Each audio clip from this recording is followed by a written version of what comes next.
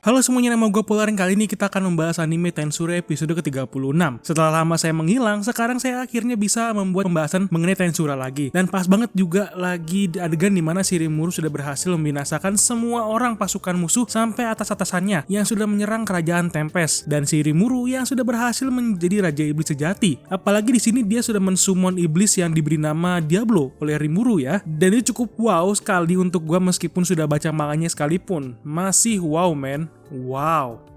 Jujur aja gue di sini sebelum keluar episode 36, sehari sebelumnya gue ngebut tuh nonton dari episode 32 sampai episode 35. Dimana feeling gue cukup sedih sampai dibuat tegang sampai ceria karena ngeliatin adegan yang ditunjukkan di sini. Apalagi di saat anak buah Rimuru yang sudah menghabisi semua orang yang menjaga kristal barrier, terutama si orang-orang panggilan dari Jepang juga kan. Itu asli orang-orangnya agak beres semua ya, cukup membuat emosi karena perilakunya yang ngeselin. Tapi untung aja sudah berhasil dihabisi itu mereka semua. By the way, turut berbela sungkawa ya, atau turut berduka cita dengan cewek yang diserap atau diisep sampai mati sama temannya sendiri ya. Walaupun dia bagian dari mereka, tapi tetap aja kasihan sama hidupnya yang begitu. Tapi ya memang orang-orang yang disummon di sini ke dunia itu kelihatannya emang sudah biasa dan memang hanya dijadikan sebagai tumbal eksperimen atau senjata pemusnah ya. Seperti anak-anak kecil yang pernah diajarin sama Shirimuru. Itu kan awalnya mereka mau dibuat jadi senjata kan, baru diselamatin baru deh bisa hidup nyaman.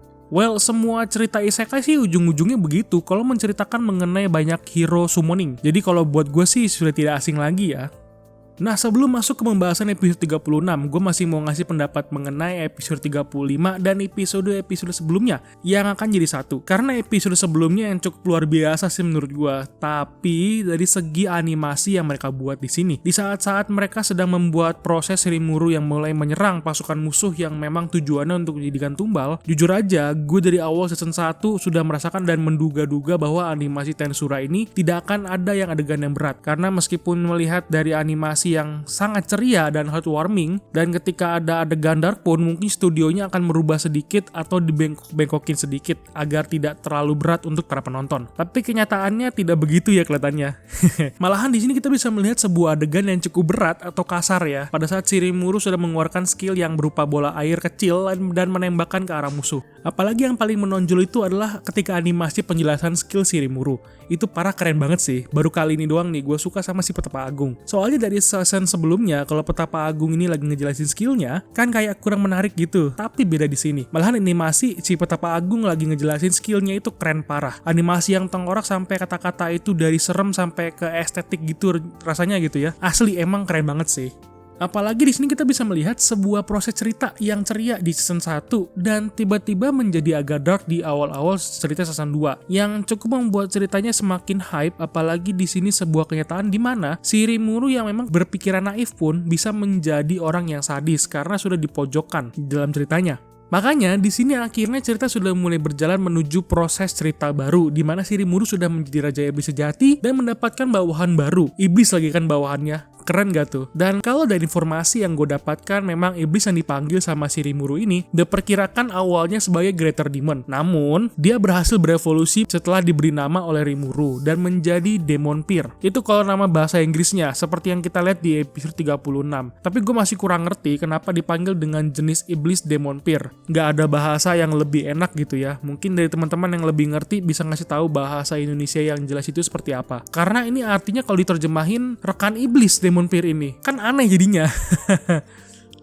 Dalam episode terakhir di episode 36 di sini pun banyak banget komedi yang disampaikan dalam ceritanya. Dari segi cerita kebangkitan Sion, lalu informasi evolusi Petapa Agung yang menjadi skill ultimate Raphael. Yang memang namanya sudah kayak nama dewa ya, Raphael. Jadi kayak skillnya si Rimuru ini memang skill dewa yang dibandingkan dengan skill milik orang lain atau Raja Iblis yang lain. Terus ada yang jadi perhatian dalam episode 36 ini, yaitu adalah pertarungan antara Raja Iblis Milim dengan Raja Iblis Carrion yang memang menjadi sebuah pertanyaan besar karena memang tiba-tiba si Milim berpihak ke Clayman yang masih menjadi sebuah pertanyaan untuk teman-teman yang belum baca manga atau novelnya. Apalagi di sini kita sudah tahu kalau si Raja Iblis Langit yang cewek itu yang kayak Harpy memang diperdaya sama si Clement dan diancam gitu ya sama si Clement. Tapi belum tahu nih soal si Milim yang tiba-tiba pengen berantem juga. Nah, itu yang akan menjadi cerita selanjutnya ya, untuk kelanjutan cerita season selanjutnya. Maksudnya gitu. Tapi spoiler sedikit mengenai si Clement ini, nanti pas dia tahu kalau si Rimuru sudah menjadi raja iblis sejati, dia langsung mati kutu, gregetan gitu dia, kayak mulai ketakutan. Itu yang nanti akan sangat gue nantikan sekali untuk adegan sesaat itu ya. Karena dari spoiler dari teman-teman juga di kolom komentar ada yang bilang kalau bahwa Clement ini nanti mati karena dirinya sendiri, atau lagi di pertemuan iblis nantinya dia baru mati di situ tanpa dibunuh sama si Rimuru, dan itu yang bikin gue penasaran juga gitu.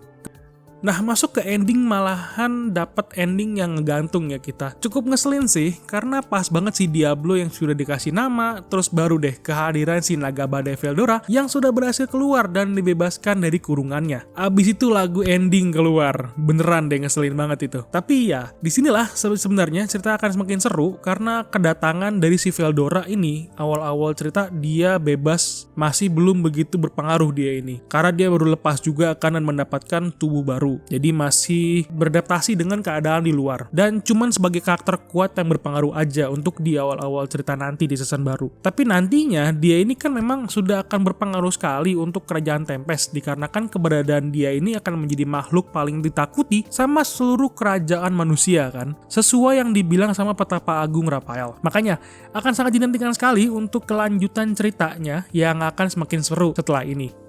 By the way, kelanjutan dari seri Tensura akan berlanjut pada bulan Juli 2021. Tanggal pastinya belum tahu, tapi kisaran season summer nanti baru akan keluar lagi season terbaru dan episode terbaru dari Tensura. Oke, itu aja review Tensura episode 36 yang menjadi ending di season kali ini. Jika kamu suka dengan pembahasannya, silahkan di like dan di subscribe channelnya. Sampai ketemu di video lainnya. Thank you and bye-bye.